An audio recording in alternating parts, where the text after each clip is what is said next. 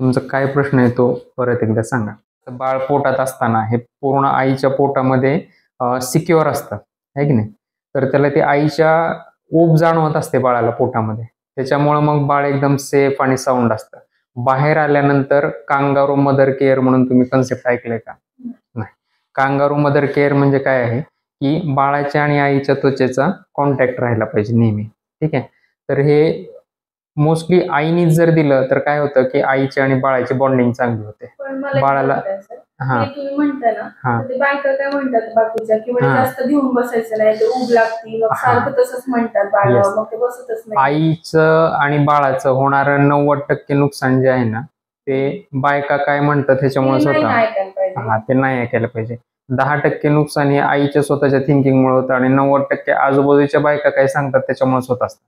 तर ही कन्सेप्ट चुकीची आहे. कांगारू मदर केअर म्हणजे काय असतं, की बाळाला आणि आईला, बाळाला छातीवर घ्यायचे आईने, ठीक आहे, पोट आणि छातीवर, आणि गाऊनच्या आतून घ्यायचे.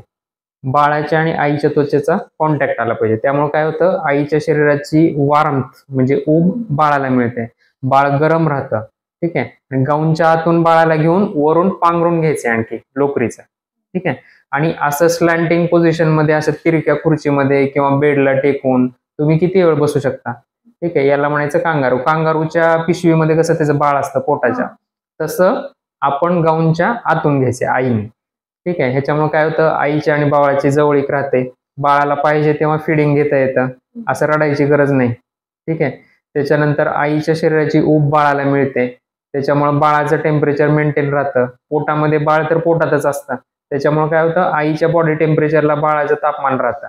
मग जर बाहेर आल्यानंतर कांगारू मदर केअर दिली आपण, तर काय होतं, आईच्या बॉडी टेम्परेचर बाळाला मिळून काय होतं, बाळ पण वॉर्म राहतं. पाहिजे तेव्हा फिडिंग घेता येतं आणि आईचं टेन्शन कमी होतं बाळाबद्दलचं. काय म्हणते मम्मी वगैरे, परत तुला ऑफिसला जायचंय? नाही, काही संबंध नाही, काही नाही, तसं काही संबंध नाहीये, ठीक आहे. कांगारू मदर केअर मुळे बाळाची चांगली वाढ होते, ठीक आहे, आणि त्याला आई जवळ असल्याची फिलिंग मिळते आणि त्याच्यामुळं काय म्हणतात, एक मानसिक दृष्ट्या पण बाळ शांत राहतं आणि आईचं पण काय होतं, कॉन्फिडन्स वाढतो बाळाला घेण्याचा, बाळाला पाजण्याचा. माझं बाळ माझ्या जवळ आहे म्हणलं की आईला पण एक शाश्वती राहते मनामध्ये, निर्धास्तपणा, आणि बाळाला सेफ वाटतं. पाहिजे तेव्हा फिडिंग येते. त्यामुळे कांगारू मदर केअर 24 तास जरी देत राहिले तुम्ही दिवसातले तरी चालतं. बरं, ते आईनच द्यावे असंही नाही, आजी देऊ शकते, वडील देऊ शकतात, कुणी देऊ शकते, ठीक आहे. स्किन टू स्किन कॉन्टॅक्ट पाहिजे बाळासोबत. तर हे झालं कांगारू मदर केअर, म्हणजे बाळाबद्दलचं टेन्शन आईचं कमी व्हावं म्हणून, ठीक आहे. दुसरी गोष्ट, दुसरा प्रश्न, की बाळ रात्री खूप वेळा मागते प्यायला, मग रात्री माझं दूध पुरत नसेल का, किंवा रात्री कमी येत असेल का, म्हणून सारखं मागतंय का? तर असं नाही. प्रोलॅक्टिन नावाचा जो हॉर्मोन आहे, की जो दूध तयार करत असतो आईच्या शरीरामध्ये, तर त्याचं सिक्रेशन रात्रीच वाढतं. उलट रात्री त्यामुळे काय होतं, जास्त दूध तयार होतं आईला. मी काय करते, तिला एव्हरी फीड नंतर मी चेक करते की माझं दूध येते का. इथंच चूक होते, इथंच चूक होते, इथंच चूक होते. हा, पण चेक नाही करायचं, स्वतःला तपासून नाही बघायचं, ठीक आहे. परीक्षेच्या आधी जर एक दिवस शांत राहिलं, येत आहे का नाही सारखं आठवून नाही बघितलं, तर परीक्षेत जास्त चांगलं आठवतं, ठीक आहे. परीक्षेच्या आदल्या दिवशी जर तुम्ही 10 वेळा आठवून बसलास की नाही, मग यातलं काही प्रत्येक वेळी वाटतं की नाही हे काहीतरी एक लाईन विसरली, मग परत पुस्तक काढून बघावं लागतं. असं आहे. स्वतःवर डाऊट नाही घ्यायचा. स्वतःवर डाऊट घेत राहिलं, आत्मविश्वास कमी झाला आईचा, की दूध खरंच कमी होतं, ठीक आहे. मग रात्री जर प्रोलॅक्टिन हार्मोन वाढत असेल, तर मग रात्री आईचं दूध तयार होणं पण वाढतं, म्हणजे आईला रात्री जास्त दूध येतं, उलट जास्त इफिशियंटली पाजू शकते. मग आता बाळ सारखं सारखं का मागतंय रात्री, तर 2 चुका असू शकतात. एक तर दिवसभर खूप झोपल्यामुळे त्याला मग काय झालंय, 2 फिडिंगच्या मध्ये दिवसा खूप गॅप पडलाय. 4-5 तास. आयडियली कसं आहे, ऍटलिस्ट दर 2 तासांनी पाजायला पाहिजे. मग रात्री दिवसा जर 4-5 तास झोप झाल्यामुळं 2 फिडिंग मध्ये तेवढा गॅप पडला असेल, तर मग रात्री ते जास्त मागणारच. तर रात्री का सारखं उठतंय, तर हे एक कारण असू शकतं की दिवसाच्या 2 फिडिंग मध्ये खूप गॅप पडतोय, ठीक आहे. आता दुसरी गोष्ट, असंही असू शकतं की तुम्ही बसून पाजताय रात्री, ठीक आहे. तर सारखी बाजू जर बदलली, या बाजूला थोड्या वेळ पाजले आणि ती बाजू रिकामी व्हायच्या आधीच बाजू बदलली आहे दुसरी, तसं नाही करत, कारण ती एकदा घेतलं ना झोपूनच जाते, त्यामुळे चेंज करताच येत नाही ते. तर मे बी बाळाला झोप जास्त असल्यामुळे काय होतं, पोट भरायच्या आधीच बाळ झोपून जातं. आणि मग त्यामुळे काय होतं, त्याला लगेच पुन्हा भूक लागते. आणखी हे एक होऊ शकते की बाबा दुसरी गोष्ट काय की सारखं बाजू बदलत असाल तरी पण बाळाला लगेच भूक लागणार. तिसरी गोष्ट काय होऊ शकते की जर बाळाला खूप भूक लागल्यावर म्हणजे रडल्यानंतरच पाजायला घेतला तर काय होणार, खूप भूक लागल्यामुळे बाळ घाई पिणार, त्याला वसवस करून पित आहे असं म्हणतात. ठीक आहे, तर घाई पिल्यानं काय होतं माहिती का, बाळाला एकतर श्वास घेता येतो किंवा पिता येतो. पिताना सुद्धा बाळ काय करतं, पिऊन घेतं, थोड्या वेळ श्वास घेतं, त्यावेळी पिणं बंद असतं आणि ज्यावेळी पितं तेव्हा श्वास बंद असतो. ठीक आहे, असं असतं.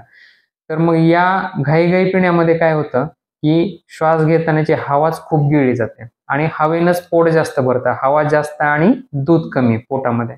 त्यामुळे काय होतं, ती हवा एकदा गॅसमधून किंवा ढेकरमधून निघून गेली की थोडंच दूध राहतं पोटात, मग ते लगेच जिरून जातं आणि पुढची भूक लगेच लागते बाळाला. ठीक आहे, मग अशा वेळी काय केलं पाहिजे की बाळ रडण्याच्या आधीच पाजायला घ्यायचं बाळाला. ठीक आहे, मग त्यासाठी सायन्स ऑफ हंगर, बाळाला भूक लागल्याची सुरुवातीची लक्षणं काय आहेत, बाळ जर मिटक्या मारायला लागला, दूध पिल्याचे ऍक्शन करायला लागलं, हात चोखायला लागलं, आग करून आईला शोधायला लागली इकडं तिकडं, की लगेच बाळाला पाजायला घ्यायचं. त्यामुळे काय होतं की सुरुवातीच्या भुकेच्या काळातच प्यायला घेतलं की शांतपणे बाळ पित राहतं. शांतपणे पिलं की मग दूध जास्त आणि मिनिमम हवा. असे टाइम आहे का की तिने एवढा वेळ पिलं पाहिजे? काही नाही, प्रत्येक बाळाची वेगवेगळी आहे. बिलकुल ती करतच नाही, असू द्या ना, असू द्या. मग आता ह्यामुळं काय होईल, फक्त बाळाला काही त्रास नाही होणार एवढा वेळ पिऊन. मग त्यात काय करायचं, समजा 40 मिनिटं पितंय बाळ, तर एक 15 मिनिटं झालं की थांबवायचं आपण, उभं धरून ढेकर काढायचं आणि मग परत पाजायला घ्यायचं. त्यामुळे काय होईल, ह्या 15 मिनिटात गिळलेली हवा बाहेर पडेल आणि मग पोट, असू द्या ना, झोपून पण ढेकर काढू शकता तुम्ही, उभं धरून थापटायचंय. असू द्या, मग जेव्हा उठेल तेव्हा पाजा.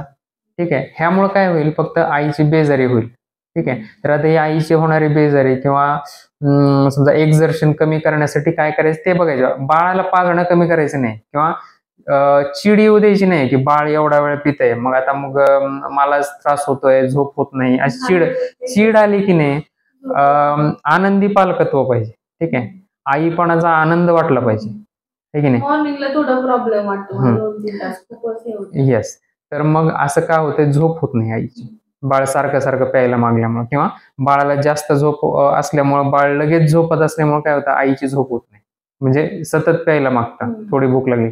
त्यासाठी काय करायचंय की एका बाजूचं, आता दूध तर भरपूर आलंय, सुरू झालंय, मग एका बाजूचं दूध वाटीत काढून ठेवायचं आणि एका बाजूला पाजायचं आणि ते काढून ठेवलेलं दूध नंतर जेव्हा बाळ उठेल तेव्हा घरातल्या इतर महिलांनी पाजायचं बाळाला. वॉर्मर वगैरे वापरायला पाहिजे का, म्हणजे कारण थंड होतं ना ते दूध, रूम टेम्परेचर? नाही, काही नाही, गरज नाही, गरम नाही करायचं. ठीक आहे तसं पाजायचं. नाही, काहीच नाही करायचं. तुम्ही नुसतं झाकून ठेवलं दूध तर ते 4 ते 5 तास चांगलं राहतं आणि तुम्ही जर ते फ्रीज मध्ये पण ठेवू शकता, ते 24 तास चांगलं राहतं. ठीक आहे, खालच्या कप्प्यामध्ये, फ्रीजर मध्ये नाही. आता आज सध्या तिने किती घ्यायला पाहिजे असं काही नाही, थर्ड वीक मध्ये तिच्या भुकेनुसार.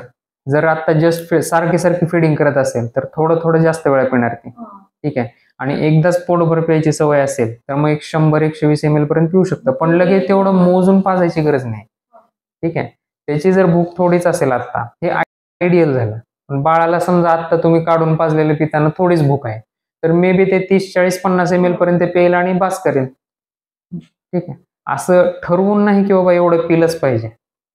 ठीक आहे, जे फ्रिक्वेंटली पितील बाळ ते थोडं जास्त वेळा पितील.